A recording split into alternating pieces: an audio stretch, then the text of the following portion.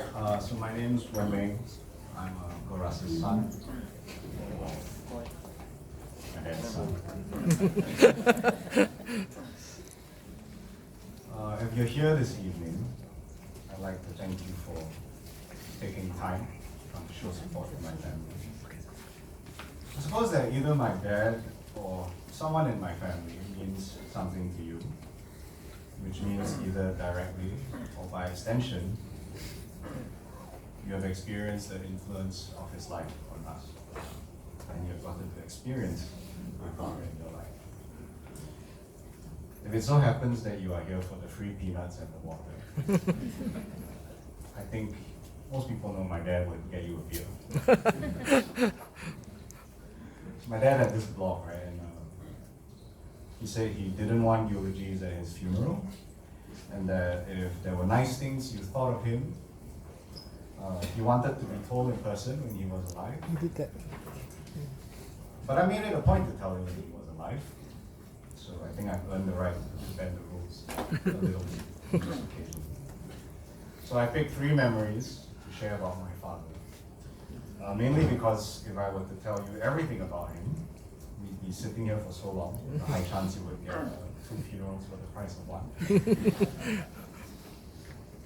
It is my hope that through these memories, I will get to give you a sense of what I thought. So I've always thought of my father as a person who defied all odds. Before I go on, I must tell you that I won't go into extreme detail. You will know some personal things about my family and my dad. But my mom has read all of this, so it's all true.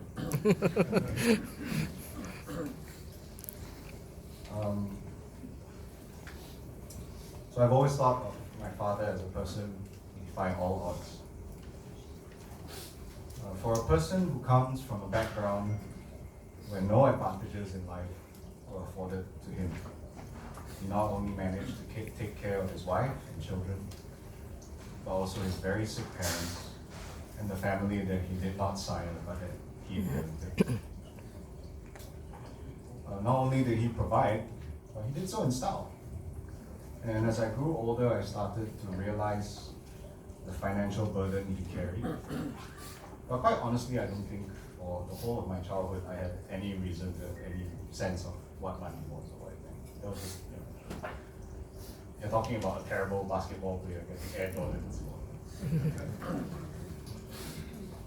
More than the money though, given his generosity, you wouldn't have guessed that his childhood was marked by extreme poverty. And given his ability to deeply care for his loved ones, you will not be able to tell that in his youth, he was exposed to extreme violence. And he saw things that should traumatize any human being. And yet he turned out the way he was. A loving husband, a wonderful father, a beautiful son and brother, an amazing boss, from what I hear, and a loyal friend. This is my first deep memory of my father. A man who came from absolutely nothing, probably less than nothing, and built a wonderful life for himself and those he was charged to care for. So much for me to live up to. My second memory of my father is from a private moment he and I shared. This was after I had walked away from the career of music, which I had a deep love for at the time, and I was in the midst of working my way through a grueling F&B business endeavor. Now, I had never consulted my father before I took the plunge into doing it. Mainly because I didn't want to hear what he would have to say, knowing that he too had tried his hand at an F&B game, and he knew all the problems that came with it. I think he knew I didn't want to hear it either. So he never said or asked anything. He's just very supportive. But when things got really, really difficult, finally he asked the question. Son, you had a great career, doing the thing you love doing. And you were making good money, taking good care of the family. Why did you feel the need to do all of this? So my answer was, I've always felt that you've managed to do so much for everyone around you. Given how much you've been able to do for me, if I'm not able to do at least as much as you did, how would that be right? And I saw my dad sigh, a deep sigh. And he said, "Oh son, I wish you had spoken to me before you had done any of this." So of course I braced myself for the lecture of why entrepreneurship is hard, and F&B was a terrible game to play, and what I heard next changed my life forever. I wish I had the chance to tell you that you never had to feel like you had to live up to anything. All I ever did for you and your sister was to buy an annuity, so that if I passed on, your basic needs and the Singapore education would be taken care of. The nice trips, the meals, the being able to afford the overseas education if you needed it, the everything else was all a blessing from God.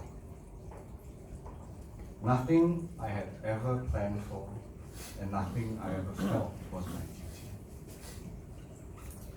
The world's problems, son, are not your job, and your only job is to ensure that your family is cared for. Which doesn't mean affording them everything in life. But you do need to make sure that they are given the necessities of a home, which includes care and love. So I'm going to ask you, son, how are your wife and your newborn child? And how are they doing while you are so busy trying to be all the things that you think you need to be? That night, my father freed me from being his son and helped me grow into being a man. Part of being a man is knowing that you can apply all your intelligence, energy, and drive into whatever you have conceived you should be doing. But without stopping to ask whether it was what God wanted for you in the first place. At best, you won't succeed. And at worst, you will, but there's a high chance that your success is going to end up causing more harm than good to those you were charged to care for to begin with. In the end, for everything I thought my father was,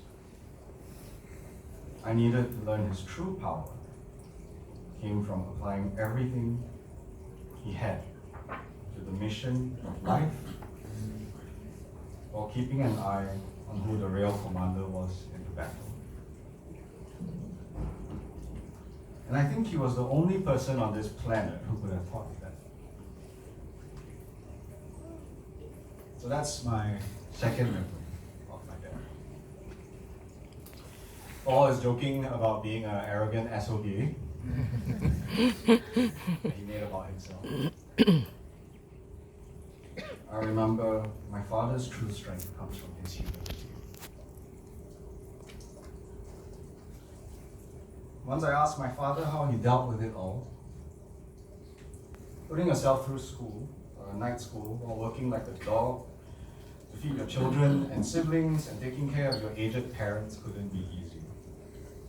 And his response was simply, well, it was something I had to do, and I figured the worst thing that would happen would be that I just died.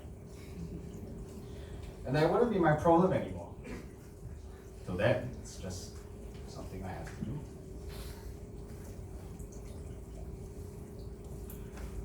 Obviously, this man doesn't fear death at all, right? Mm-hmm. But in his final years, his courage and his faith were put to one final test. When he got his first stroke, it became apparent to him that there was a very high chance he might end up like his parents did. To give you context, his father was completely paralyzed at the end.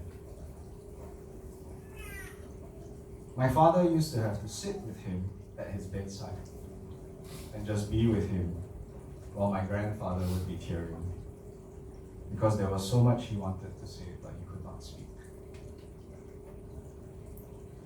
His mother was bedridden for over a decade, and between the feeding tubes, the bed sores, and the complete losing of herself in the process, those who will remember would agree with me that her passing was a great mercy. But much more than the loss of his physical abilities, my father had to grapple with his greatest fear of all, the potential that he might lose his mind. It is said that courage is not the absence of fear, but the ability to still do the right thing in the presence of it. And in my father's final years, I finally saw him afraid for the first time in my life.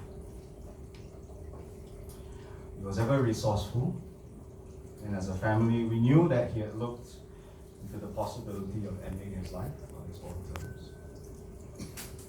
But through the darkness, one last time, he trusted his God. I sat with my dad once at a bar and told him I was ready for him to go home tomorrow. But the one thing I would never be able to accept is for him to have to end up the way his parents did. For me, that would be the absolute justice.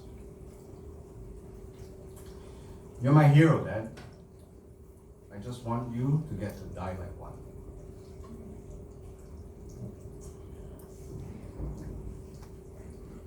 So, the last time I saw my dad conscious was also in the hospital. It was on a Monday after one of his mini strokes. But you'll be happy to know that he was well enough to say you didn't have to come. He was well enough to piss off the nurses because he kept going to the toilet by himself, even though he was strapped on with all the tubes and everything, and he was just going. So they discharged him.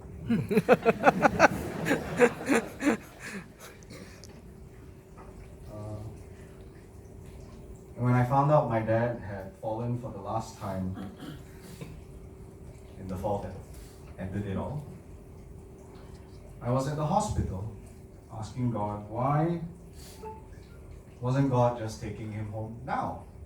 Now. Why not in his sleep? Why make him go through this last bit of misery? And I think my very wise wife put the seed in my head, but then it hit me when I was at the hospital. Heroes have one last duty.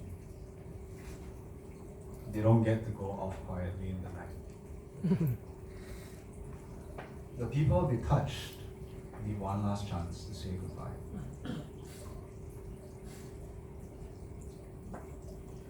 I've spent too much time in my life asking the question of, if God is God, why does he ever let evil happen in the world, blah, blah, blah, navel-gazing questions. And obviously I don't have all the answers. But I've come to realize that for whatever reasons he has, God values free will and seems to think the collateral damage seems worth it. My dad was a manager by trade, and as any person who has ever done any kind of management knows, by choosing to work in partnership with humans, God takes great corporate risk in the business of the running of the world. And humanly, I often think it's the wrong choice. But when I look at my father's life, I see the beauty of a human life completely and absolutely applied, guided by and working in partnership with divine help.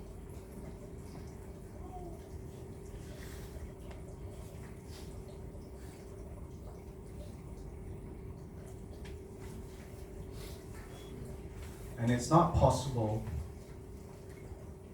without the combination of the allowance of free will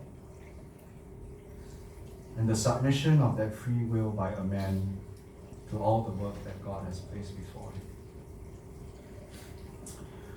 I celebrate that even in choosing how to deal with the issue of death and fates worse than death, he submitted one last time, and our Lord did not disappoint. I know my Father, and there is only one in the world who could have commanded him. And they are together now. So my Father's last instructions were simple. We are not to mourn. I think he would allow us to grieve, but most importantly, he asked that we celebrate his life. And I think the best way to do that is to do the two things he did. Always be working to make the world better than the one we receive. And always be asking if the way we are doing it today is the way the commander wanted for each of us specifically to be going about doing it.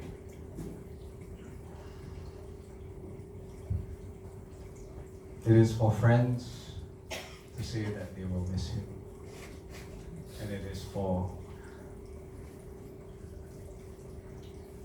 family members that love him to say that they love him.